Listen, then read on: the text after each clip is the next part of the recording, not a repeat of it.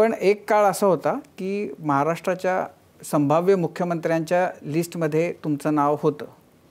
आता तुम्ही तुमच्याही डोक्यातनं ते काढून टाकलं?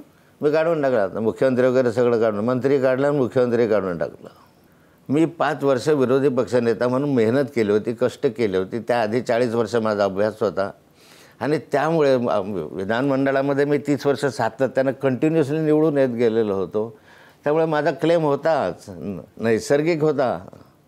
म्हणजे मी काही जबरदस्ती इकडून तिकडून 10 लोक जमा करून 15 लोकांना पाडून किंवा फोडाफोडीचा राजकारण याला जोडलं, अजित पवारला जोडलं आणि नंतर शिंदेकडे गेलो आणि मग मला मुख्यमंत्री म्हणा असं म्हटलं, असं मी केलं नव्हतं.